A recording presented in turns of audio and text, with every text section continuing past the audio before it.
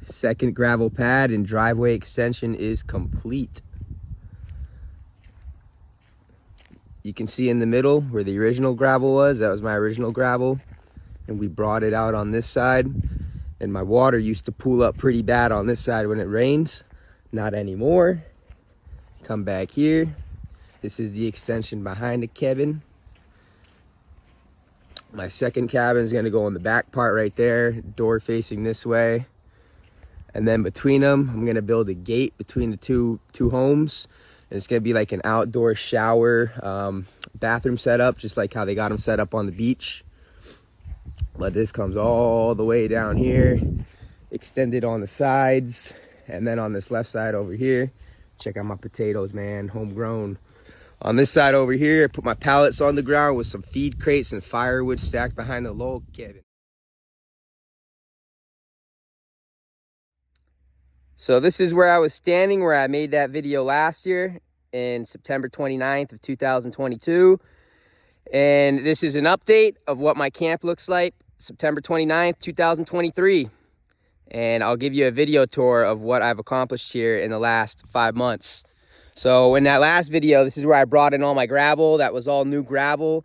Since then, I flattened it, I smoothed it, and I removed all large rocks. In the last video, there were rocks everywhere. It was not good for walking, not good for driving over. And I had to add additional gravel because what I learned after that initial gravel load in October during harvest with the boys is when it would rain really hard, it would flood pretty bad here. When we'd get constant rain followed by cloudy, cold days, not a lot of sun, the water would just pool and stay, and it was pretty close to the base of my cabins, which, by the way, in the last video, my cabins weren't skirted like they are. But anyways, the water would pool here, so I brought in an additional gravel fence, and it's kind of sloped down, and you can see where the ground is like a lime green there. That's where my water pools up, which is fine because I have a dry walking lane between my cabins, which is what I want. I have a dry driving lane to my trailers, which is what I want. And my wholesale yard, which I yard all my brush right about here, that stays dry. So it's okay to have the water there. And in reality, if I wanted to put it somewhere else, I'm gonna have to trench and pipe it, and there's no real downhill areas. It's more work than what it's worth. So anyways, I skirted the cabin since. I put on fresh coats every single year. I put on fresh coats of Thompson's water sealant. This preserves the wood, makes it last a lot longer. I got chickens, that's Negrito. I always like to back up my truck right in front of my cabin here because with the step down right there, I can just step right up and work out of my toolbox. So it's nice. I picked up the Yamaha since last video. This was a steal. I got this in the town over, 3Gs. Going down here, I got all my firewood stacked now. So in the last cabin, there wasn't even the second cabin and what I built in between. So let me show you that. But first, when I cleaned up all the rocks from the gravel, I built this rock wall. It's a nice little rock wall. Me and my friend Steven built this. It took us like 2-3 days, to be honest, picking up all the rocks and everything. And then I had so many leftover rocks, I just built a square pad there for, I don't know, but it looks nice. And in the last video, since that last video, I cleaned up this tree line. This was all overgrown big popple trees everywhere. And I cut and split all this wood. I got a couple cords out of it. But I've reclaimed the wild trees that have been here, and I've also interplanted Fraser firs. I don't grow a lot of Frasers here because I'm not really in the climate zone for it. I prefer the balsams grow better, and I'm a big fan of this new cross Korean balsam fir. But I am growing like 30 Frasers by my tree line because why not? They look nice. They're right by the cabin. So let me give you a tour of the big thing that I built, which was my breezeway. Well, first, let me just show you my cabin. This is where I live. So I got cameras now. I come onto them whenever, wherever. I got wood right on my cabin deck. So when it's cold, I can come right out in my PJs, barefoot, grab some wood, throw it in the wood stove. I keep a generator on deck. I keep my laundry outside instead of inside so it doesn't get stinky because I only got 14 by 24 to live inside. So this is vital in the summer. Without this, flies love to come in and they are annoying. So coming in, it's nice, man. I keep it clean. This is all harvested from my garden. I got beets, carrots, blue potatoes, caribou russet potatoes. I got my wood stove here. I got this from the Amish. This thing is awesome. It is so necessary pretty much from every night from here going on. I keep a little 5-gallon bucket with wood. That's really gets me through an entire night. Whatever I get for mail, I keep the boxes, I burn it. It's my setup, my entertainment station. This is where I do like all my work on my computer. I don't need much, man. That's all my clothes right there. This is why I sleep every single night, man. I got my bed on the bottom. I got a bunk on the top. Friend come, you can sleep up there. If I'm too lazy to cook in the Breezeway, I can use my little hot plate there. Sometimes it's more convenient. Big air fryer fan. I got everything. This is all solar powered. My entire cabin runs off these 4 batteries here. 1, 2, 3, 4. I got them in a series parallel connection. I got 4 panels on my roof. My whole setup I did myself. I bought myself. My friend Mark Lajoie did the whole setup, but it was completely, I did it independent by myself. I got no state assistance or government assistance. I got a fridge with everything here. Super basic, but yeah, so my cabin runs on this. This is my inverter. This is what converts the solar power, because it comes in, I think, in amps or volts, one of the others, and then this converts it to what the batteries need. But I can always monitor. So right now my batteries are fully charged because it's got 4 bars.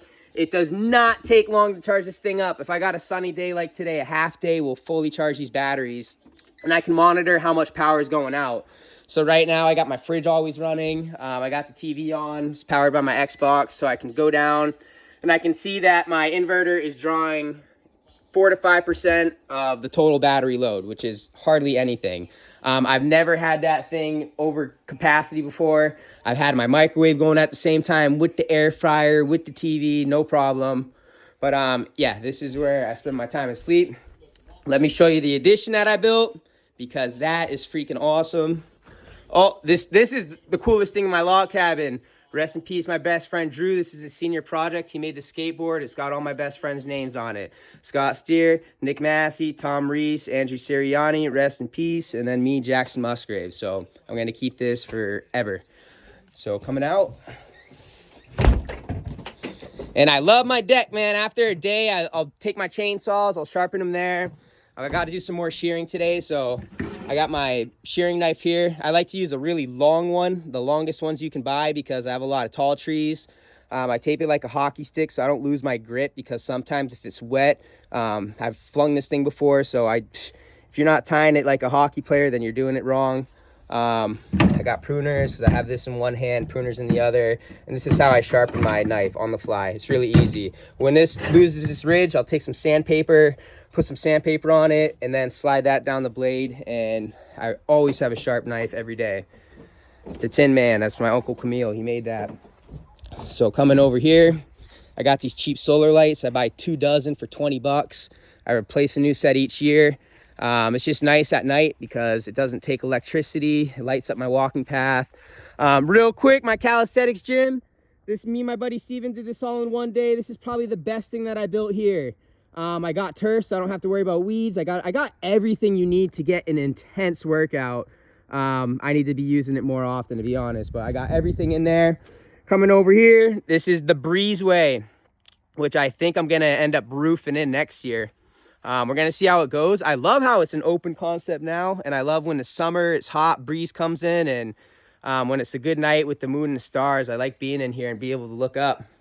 So on this side, I'll just do a 360 so you can see what it all looks like. It's built between the cabins. Everything's level and in line. Everything lines up perfectly. Building the foundation was probably the most important part, because if you don't get that level and perfect, it's just going to create problems. And that's why I have so much gravel here, and why my pad is so flat and level as it is, because here it gets so, what you got to worry about is the winter, when all that cold ground, all that frozen ground begins to thaw. It pushes the ground up and rocks up, which changes the levelness of the land. So I brought in lots and lots of gravel, packed it, and everything's leveled out. So everything you see here will be here for a very long time. And I make a big effort to preserve everything. So all my wood every single year, it takes me a whole day, sometimes a little more. I put Thompson's water sealant on everything. And what that does is it puts an oil layer on the wood, so when it rains, the water just kind of dries off, and it wears off over time, but it preserves the wood immensely. Either do that or you paint it. But me, I just love the natural wood look, so I don't want to paint it a different color. But every single year I put that water sealant on, and I like doing it. But anyways, this is how, let me show you how I get all my water, because I have a sink here, which is hand pumped. And then inside here, I got a shower. But let me just show you how I get my running water, because last year I went to go fill up at my neighbor's all the time. So coming over here, I have gutters on both cabins, just on the back side. that feed into big 300-gallon water barrels. And what I do is coming out of here after every big rainstorm, this is how I clean them. I take this up. I have a screen filter inside that. I clean my screen filter or just replace them. It's real quick and easy to do. Inside here, I have chlorine tablets. So this helps treat the water, which you want to do in the summer because when it gets hot, it can get hot in here and that's how bacteria grows. Right now, it's so chilly during the day that like the water, it's not as exposed to growing bacteria. But I treat it with some chlorine and then I add sodium bicarbonate. And if you go to a store and look at the ingredients on any bottle that says purified water, that's what it is. It's chlorine with sodium bicarbonate which is baking soda. That's the ingredients of baking soda. So the fresh water comes in and then I add that. I add it probably every like once or twice a week maximum. But I have one here. It's just single filtered. It has my screen mesh filter at the top. This I can put in a bucket. So when I need water, it comes right out the spout. Yeah, it's not lined up right now. I got one hand on the phone. But I can fill water in a bucket easily. And then over here, this one's double filtered. This feeds into my sink and shower. It's got the screen filter there. And then I got an additional filter here. And you can just see to begin with, my water's already so clean. I've been using this filter all summer and it doesn't even have any dirt in it. So that's pretty cool when it's time for winter to come around where I got to de-winterize everything. Very, very easy. I just unhook the pipes on both tanks so no water can go in. And I empty the tank. So I'll lay a tarp and just let it flow. And when it was time to trench everything, I took my mini excavator over here. Oh, behind the precious plants. I took my mini excavator, I dug a big trench, I piped it. And then here's like a 5-foot deep hole that I just filled with massive rock. So everything drains out properly. I've never ever came over and this area was wet. And yes, I do recycle because Maine pays you. Out of what I recycle once a month, it gets me a good lunch and a good dinner. So I'll show you the rest of this breezeway. Everything built by hand, tamarack wood. Over here is a little urinal for the boys. Football Sunday, take a quick piss. It's all pipe, flows out. I got the tin so no one pisses on the log siding. Over here, a little shelf, put your beer, drink, whatever. This is a picnic table with a nice flat bench right next to the cooking grill. So if someone's cooking, you can sit right here, chat with them. On all of my table surfaces in here, they all got live edge and they're all old aspen wood. So I put epoxy on the top and on the sides to preserve everything. So it's got like that finished top. When you go to a bar or restaurant, the water just flows right off. So this is really cool. And while we're doing it, because I did it in the summer and let it dry outdoors, you can see some bugs got stuck in and they're in there. You could chip them out, but hey, it gives it more character. I got the grill right here. This is an awesome propane flat top. You can cook anything and everything inside of here. This is the first countertop that I did. In terms of epoxy quality, I give this one like a CC+. The problem with this one is when I was doing this in the summer, it was a dry, hot day, but we got a random and miraculous rain storm. So while it was drying, you can see where the rain droplets hit in some spots. See that? It created some little air bubbles. It's still smooth, but it could be better. So I give that like a CC+. And then I did this one second. This one came out much, much better. Yeah, this one's very, very smooth. There's just a couple spots I'm going to touch up like on the edges, but I give this like a BB+. And then this one was done perfectly. There's no air pockets or nothing. It's as smooth as can be. So I'm happy with the epoxy jobs, how those came out. I have shelves underneath all these. So I have all my cooking ware, everything you need. Both of these got shelves. My sink's very super basic to use. It's just hand pump operated. See, clean water, clean water. That's super easy. I keep a cooler right here. And then this is where I shower. So coming over here, this is all hooked to my water tank. So this is all piped into my water tank here. It's got an in and an out. It comes here. This is my shower. At night, you need a light. You can pull that out. I'm a big fan of these camping lights here. I built a couple racks here so you can store shampoo, soap, whatever. And then it's just super basic. This pump is great. It runs on any like power drill battery. It doesn't even got to be DeWalt brand. You just pop that up and the batteries slide right in and out. So I have like 4 or 5 of these batteries, so I always keep them charged. Super easy. All you gotta do is flip the on, it starts pumping out of the tank, it's coming up through there, and then it's coming out of the shower. And then this is all cedar wood, so this does really, really good with water. It doesn't really rot. And everything in here too is also applied with water sealant, so everything's built to preserve. I didn't build everything to freaking rot. So that comes there, and that's just gonna be whatever the water tank temperature is, which right now it's cold because we're approaching October. This right here is how I get my hot water. This is called a Coleman H2 Oasis. It's like a camping shower. It runs on these little propane tanks, super easy to use. And what I do is I hook my hoses up to this. It has it in and out, so I unscrew this here. I hook that one up, which hooks into here. You got your in and out there. This you have to charge, so I have to take this in. You don't want to let it get wet, so I don't keep it out here all the time.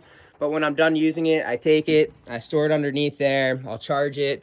But this, because I can't hook this to my water tank outside, I take a bucket to my water tank over there, and then you put this, which has a filter in it, into the bucket, and then it all feeds through there. So when I shower with this, it's in 5-gallon increments, but really, at the rate it flows out, it's good pressure. A 5-gallon bucket does it. So that is the Breezeway. I might end up roofing this in next year. I'm gonna see how it goes during harvest. I love it during the summer. It's perfect right now. I love just the fact that it's fresh natural sunlight, but maybe I'll do a beam going across the top and we will roof it, but I wanna see how it goes. And we built these boxes on the outside, octagon shaped windows. And when I keep saying we, the one who really built this is my friend Ricky Gagnon. Shout out to Ricky because he is the man. He's the one who got it done. Without him, this wouldn't be possible. So thank you, Ricky. So this is my guest cabin. This was not here in the last video either. This is a little longer than my cabin. This is 14 by 28 feet, where mine is 14 by 24 with the 6-foot porch. So I guess if you include the porch, mine is longer. But this is what I call the guest cabin. When my parents come up to visit, any of my friends, this is where I set them up. With the moose hunt coming up, my dad, brother, and friend Ian are coming up. They're coming up in 1 week from now. They'll be staying here during their moose hunt for 1 week. And then on October 14th, I have my brush crew coming in. My cousin Rennie and my friend Brendan will be staying here for 3 weeks to help me harvest brush. So this is the guest cabin. I also like to call it the barracks. I got 2 full-size bunk beds. So they're a good size. I got the really comfortable mattresses. And I'm not going to lie, I bought like my last, because I've been buying a lot of mattresses for in here and in there and other places. I bought my last 6-7 mattresses on Amazon, and I haven't been let down. I know it sounds crazy, but they're thick, they're comfortable. I got 4 beds set up on the top. It's got a window here. Everything's lined up perfectly. You can look into the breezeway. This too is set up the same way the other cabin's set up, except my batteries in my cabin are open. You can see them, they're on the table. Maybe I'll put them underneath. These ones are disguised. I have them underneath here and kind of built this as a headboard so you can use it for storage, but that way you don't have to look at the batteries. This table I inherited from my grandmother. Super, super nice. I got the USMCA on the wall. Got it all. Got the couch I also inherited from my grandmother. Super, super nice couch.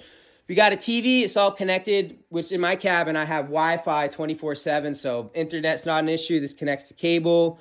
Same thing, got a refrigerator in here, same style, wood stove because you really need it. Spot for clothing, microwave, first aid stuff, everything you need. But it's set up super basic because it's the people that give it personality, not so much the way it's set up, but I like it. It's perfect. This I got after COVID when lumber prices went up quite a bit, so I paid more for this one. The Amish built it. It's fully insulated. They build them on site, and then they hire a Mennonite to deliver them. These are the guys right here, J&J Mini Barns, based out of Easton, Maine. Shout out to Levi and Jonas, my favorite Amish brothers in the whole wide world. Even gave me the chimney. So this is also another Ricky creation. They were so good, we had to go with 2.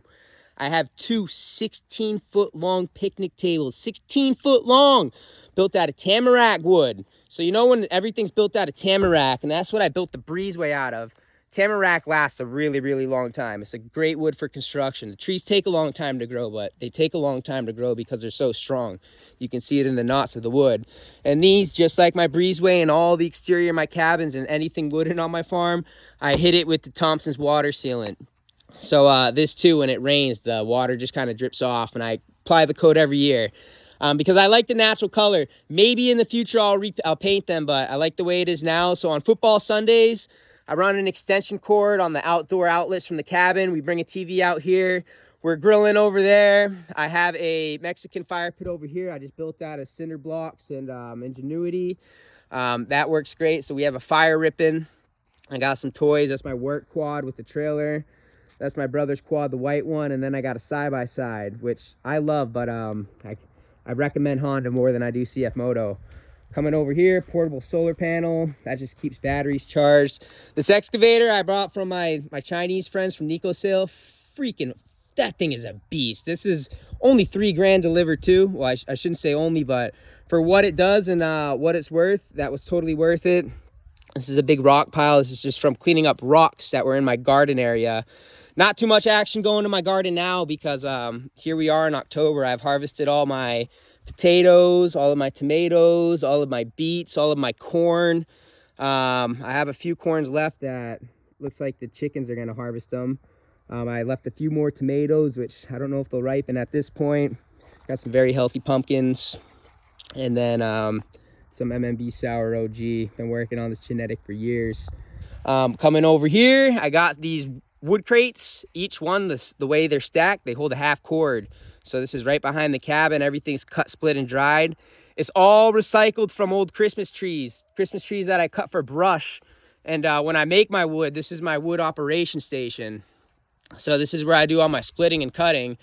So all of this stuff, I know it's not the most desirable wood for burning. I mean, it keeps me plenty warm throughout the winter, but it's all softwood.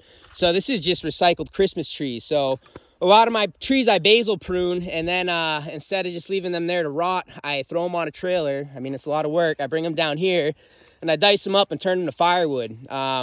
Most of the stuff I have now, I'm going to end up splitting, but you can see a lot of it is trunks from trees that were let go. They grew to be like 12, 14 feet tall, and it's top 6 to 8 feet of the tree was really nice, so we sold that as the Christmas tree, and then the trunk I used for firewood.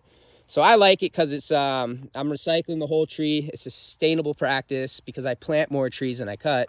And these are all big logs, so what I'll do is this is my big log wall. Lots of wood. And a lot of this wood I probably should have gotten to a year before, because it took me a couple years to collect everything, because we harvest over 120,000 pounds of brush out of here. So there's a lot of cleanup to do the following spring and summer.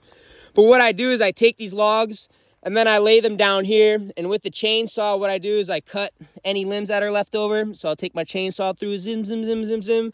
And then I'll cut it to what's a good firewood size. And because my wood stoves are on the short side, I cut my logs smaller than what you usually get. So like this one, for some people, they'd keep it as the size that it is. But because my wood stoves are smaller, I just huck them in. I'll probably cut that in half. So what I'll do after that, I'll look at it. And then this one will burn if it's split because it's pretty wide. So after I cut it, I'll huck both pieces over there. We got someone on the splitter. He splits them, throws them in the pile. So I got more firewood than I need for the next few years. If anybody wants some, bring a pickup truck, MMB Trees, 3 Michael Road. I'll fill you up $60 a pickup truck. Coming back here, this was here last year. They're much more organized. This is an equipment trailer, storage trailer, more equipment in there. I have implements for my tractor. My tractor's in the field right now. That's done me great. That too, I bought on Alibaba from China. Nico Sale, I recommend them. If anyone needs a referral, let me know. I've done a good amount of business with them. They've sold me mini excavators, bush hogs, tractors, remote control bush hogs. This is the chicken coop I got from Tractor Supply. It does the job. This is just a little changing tent that I set up. It's incredible because it's very windy where I am. We'll have crazy wind storms and this thing doesn't get blown down, so I ain't gonna take it down. That endured the entire winter here too. Little camping shower. If anyone wants to be a wild man, take it fully outdoors. Sometimes I like that in the summer. It's quick and easy. Doesn't require any electricity. Outhouse built too by the Amish. Pretty damn clean for an outhouse. I mean, pretty basic. A bucket with fill. I have so many wood chips and stuff, like every once in a while, I'll throw it in a hole. But yeah, I mean, It's an outhouse, gets the job done. I got what I'll do too, which this is another sustainable practice, is I use the mini excavator to dig my holes for the outhouse. So I'll dig them pretty deep, 5-6 feet deep. And when it's just me, my crew up here, and my friends that visit throughout the year, if after we dig a hole with the excavator, it takes an entire year to fill the hole, like 75%. So once a season, I'll dig a brand new hole. The hole will get used, and it's nothing to dig a second hole. So when I see it get to like 50%, that's when I fill it. But I top it off with ash from my fire pit, more recycled wood, any stuff from the garden. So this is like some really, really organic soil over here. I have no intentions to grow any food in this section, but I'm just saying the way that I do it is very sustainable, whereas other ways, shit gets flushed down the toilet. You don't even know what the hell it is, and it ends up in your drinking water. So I'm pretty proud of the way that goes down. I didn't have the chickens last year. I got 3 of them now. They give me eggs every day. These are the bale crates. That's how we bale with these 2 crates, 120,000 pounds of brush here. I am the biggest supplier of fresh balsam firs boughs in the state of Maine. MMB trees, we do 120,000 pounds a season. I don't know anybody doing more than us. Over here, got some firewood stored. Thank you, Jimmy, with the lumber yard. But yeah, this is pretty much my setup in a nutshell. I'm out here living 100% off grid. I'm planting Christmas trees, pruning Christmas trees. This area here in particular, the soil's not the best, but hey, the trees are growing. So I'm on an adventure, man. It's quite the journey. I love it every day. I'm thankful for what I have. Keep pushing forward. There's always work to do. There's never, ever a shortage of work. And I love what I'm building up here, because I know if society had major issues really quickly, supply chains were short, fuel was ridiculous, that up here, I'd be okay, man. I'd be all right. So that's my setup now. It's come a long way. It's September 29th, 2023. Can't wait to make the 2024 video. But it's incredible, man. This has been the year of the camp. And next year will be the year of the fields. I got to get my ass in the fields a little more. What is good, man? We're getting these trees sheared. We're getting them tagged. We're getting them to market. It's going to be a lot of happy families with good trees. And one last thing. I got a little equipment area. This yard area, so this used to be extremely wet and extremely low. So farmers before me brought in tons of gravel. So you can just see all the gravel on the ground. Which, by the way, during the spring and summer, there's wild strawberries everywhere in here. I don't get it, but the strawberries grow through the gravel, no problem. But this is where I yard most of my brush. Thankfully, I'm in a location where during harvest time, it's very cloudy, very cold. So everything preserves well. And what I love about it is this easy access for tractor trailers. This is the main road. I'm right off the U.S. Interstate Route 1, not even a quarter mile that way. So I'm right off the main road. It's super easy for tractor trailers to get in, back up. And with my crew, we use the elevator. We'll load these trucks, get them in, get them out. But I got a lot of space. And before harvest starts in the next 4 weeks, I'm going to end up burning these piles with my agriculture torch. Burn that pile, create some more space. I'm saving that for the moose hunt, because that's going to be an amazing bonfire. But over here, this is what we load everything with. This is a Howie. This is called a Howie tree elevator. Use it for Christmas. It's just a conveyor. You could use it for hay, whatever. It's got the fittings made for Christmas trees though. But that's how we load them in the tractor trailer. And this is my hydraulic tree baler. This is how I net my trees. It has 3 different cones, 3 different sizes. These are the holes. This is the cone. You can slide it. So this is for big trees. This is for big hardy 6 to 9 foot trees. That's for anything that we want to bale super tight. That's a thin tree. Hooks up to my tractor through the hydraulic lines. It's got a crane inside here, a jaw that opens and closes. It has 4 functions: open, close, forward, back. So it has a joystick, hooks up to my tractor. This thing is great. My friend Jim Bouchard built it. It's better than what you could buy in the industry. So this is great. This is boxy. When I first bought this land in July of 2020, before I had these log cabins or anything, that's where I lived, in the back of this 14-foot box. Yeah. So we're coming along. I got a long way to go. Yeah, MMB trees, man. It's MMB trees to infinity. Thanks for watching.